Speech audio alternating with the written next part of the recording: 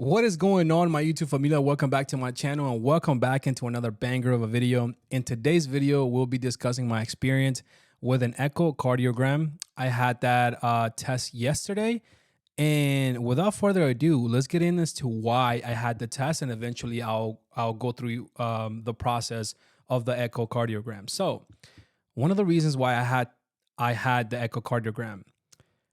First of all, you guys know that I've been through a lot when it comes to my health issues. Well, unfortunately, my heart reacts to those health issues. Now, is that natural? Is your heart supposed to react to things, especially like let's say if you get it like an infection or a virus? Yes, it is. But because I've had so much trauma with my chest issues from having surgeries in my diaphragm area and all the nerves around there, in the middle of my chest, well, my heart, whenever I get sick, whenever I go through any episodes, catch a virus, infections, or I eat something that's crazy, and my body starts feeling it, my heart reacts to that. And that's very unfortunate. Now, when I do get sick, it becomes worse. I recently made a video and I talked about my experience with COVID and how my heart reacted for like 4 to 6 hours, and it was beating from around 130 to 140 beats per minute. I don't think that's supposed to be normal. Now, were there some external reasons as to what that was? For example, maybe the Paxlovid medication. Yeah. But regardless, my heart's still working hard when sometimes it doesn't need to work hard because of external things. So for a peace of mind for myself, and because my cardiologist told me about 2 to 3 years ago that it will be okay for me to get checked if I have any concerns, every 2 to 3 years, get my heart checked and make sure everything is okay. And I said okay to that. Thank God, and I'm blessed that I have really good insurance through my work. So I am going to use it. I'm not just paying insurance not to use it. Now, I don't want it to sound like it's more of a health anxiety thing, because I've already suffered from health anxiety. And to be honest, I've gotten so much more stronger on that area of my life.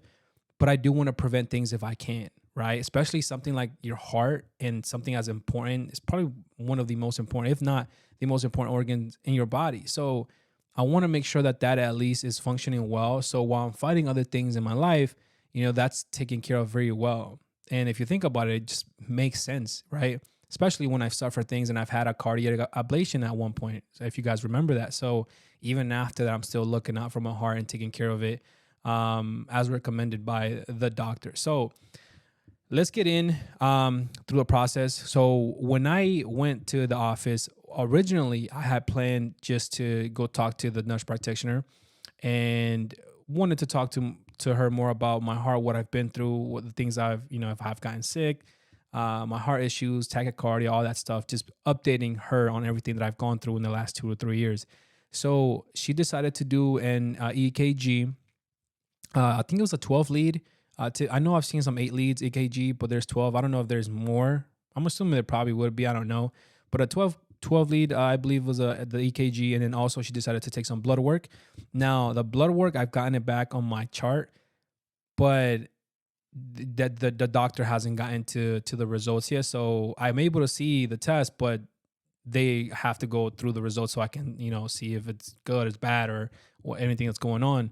And then for the EKG, I'm also waiting for that as well. So we did that in the same office, but she told me if I wanted to get an echocardiogram. I'm sorry, and I was like, yeah, like that would be cool. Like I would love to get that, because she was like, I think it would be a good way to update on everything that's going on. I was like, perfect. And I was like, is there any way that we can do that today? And she was like, all right, let me try to find a spot for you. Hopefully we can do it soon. So thank God she was able to find a spot for me, like just, probably like 30 minutes, after that. And, I was able to get the echocardiogram. I'm really blessed of how they took care of me. And, one important fact that I got from that experience, how well she listened to my concerns, and she took that into consideration, right? She didn't just brush it off or anything like that. The clinic is called Prevent Clinic. And I like that name, right? Because you want to prevent things from happening, not until they actually happen, to take care of, you know what I mean? And I was like, that's pretty cool. So I like the fact that she was listening. She was looking out. for the things that I was saying. And of course, that's what she made the decisions to, like, just check the heart. So we went through with the process um, of the echo. Um, now I'm, now I lost the name. Echocardiogram. Jesus. All right, let's get back into. Okay, so the echocardiogram. So, by the way, shout out to also to Irene, who was the cardiac sonographer. I had her ask her like 2 or 3 times, to be honest, exactly what her job title was, because it took me a minute to remember. But she was really nice. She explained things very well, and she also looked out after me very well. So I'm really happy for that. So Irene, if you're ever listening to this, I appreciate you, and thank you for looking out for me. So once you get into the office, you take your shirt off, and you lay down on the bed, and they make you lay down on your left side, right where your heart is, and then they have you close to the machine. So they add this, I wouldn't call it like it's a I wouldn't call it lubricant. That's the wrong word, but it's this gelatin ish texture or whatever it is. I don't know the exact name, and they put it on the machine, on the ultrasound machine. And once they do that, they start looking at your heart, and then you're able to see your heart on the screen, which looks pretty cool. I had an experience one time where I was able to hear your heartbeat, my heartbeat. I was able to hear my heartbeat while they were looking at it, and I was like, wow, this is like so cool. It just kind of reminds me of like when women have ultrasounds for like the babies and stuff. It's literally something similar, but obviously this is for the heart. So one thing that I did get from it though, and I learned that they do look, at different places of your heart.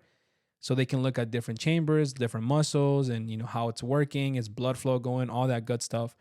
And she first started from directly here on my left side, right?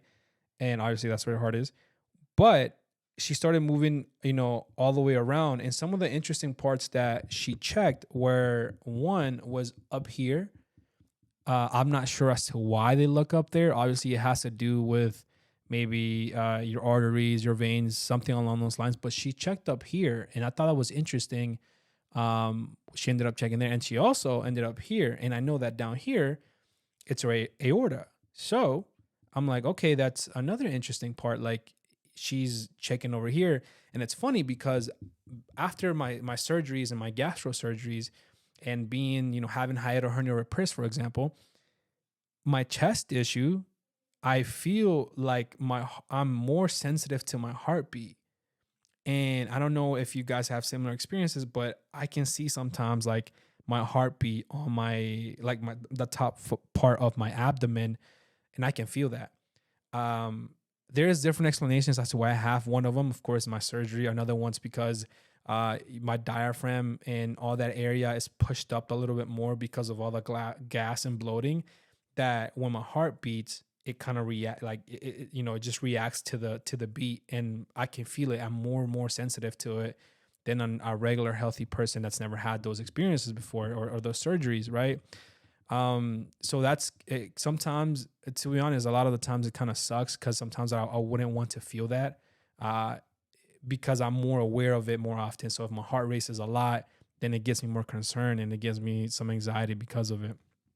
One of the things I do want to add though, I don't know if this is just me or whatnot, but when she went through the whole process of checking my heart, afterwards I feel tender around my heart, around my chest area and this area, because you don't have a lot of meat on your rib cage, right? You don't have a lot of ligaments or just muscles there. So when she was going through it, it felt tender afterwards. It felt soreness, and I can feel it. And I didn't remember the first time that actually happened to me again. But when it happened this time around, I was like, oh yeah, it did happen to me the first time and the second time, and I was like, okay, got it.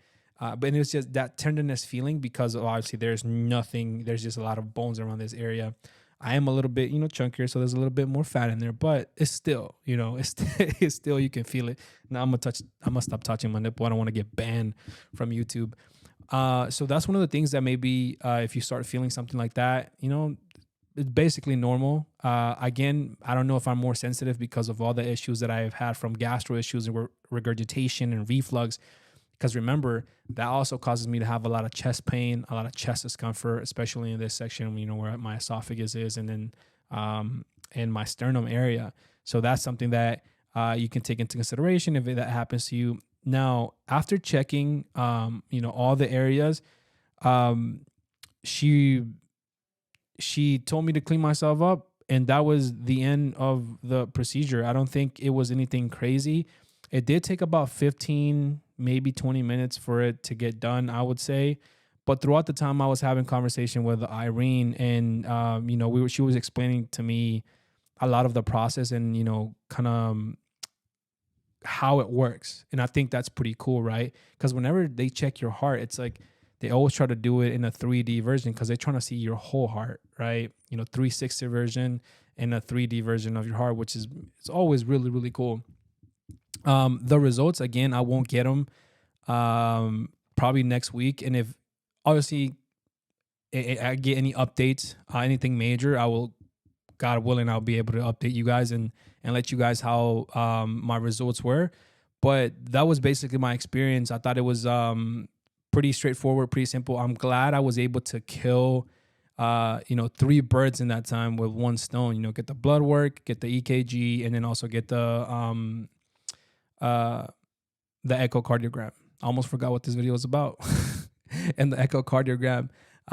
Again, these tests, I usually, probably will end up getting it for every 2-3 years, depending on how those 2 or 3 years went in my life, with my health issues, if I have surgeries, my sicknesses, my illnesses. You don't know. I just want to make sure that at least, that one muscle and that one organ is just, I'm being on the lookout for, because it is affected a lot, unfortunately, by external things that sometimes I can't even control. So I just want to make sure I'm good. Again, I should have started with this, but this is not any medical advice.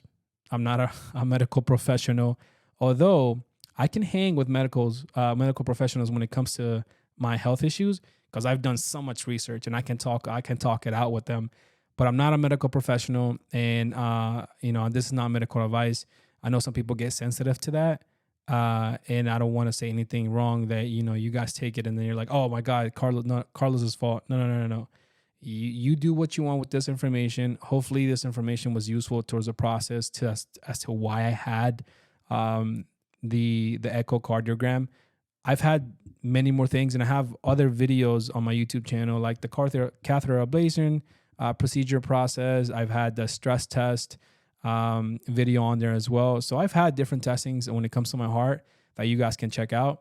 And if you have any questions, concerns, or if you want to write a comment, maybe a tip as well, I would love to hear that. Don't forget to leave a comment on my YouTube channel. I typically try to respond to most of my comments. So hopefully you guys are also, if you guys are watching my podcast, you guys are enjoying it. I'm enjoying talking with my friends, with my family, just catching up and just talking. Man, I think it's really cool. Again, as always, I'm not gonna deviate from my typical content and basically what made me and got me here, which is my health issues and my health experiences. And I'm planning on bringing even more, this upcoming year, even more videos on my health experiences, some tips and maybe some tricks that I do just to live and try to manage my my issues as much as possible and as best as possible, right? So thank you guys for watching another video. If you guys, right, are interested, you can subscribe to the channel. Don't forget to turn on the notification, like, subscribe. And when you turn on the notification, you get the videos whenever I post them or go live, you get them first. So thank you guys. Another thing. Hey, in these holidays, remember that you're not alone. I want you to remember that. Jesus loves you. You're not alone. There's other people suffering just like you, and if not even more. And I speak that to myself too. So remember that. Jesus loves you. I love you. This community loves you. You're not alone. Take care. If I don't see you again if I don't post another video, which I will, God willing. But, just take care of each other. enjoy the holidays, and feel love, be loved, show some love. It's the most wonderful time of the year. And with that, ladies and gentlemen, I'll leave you.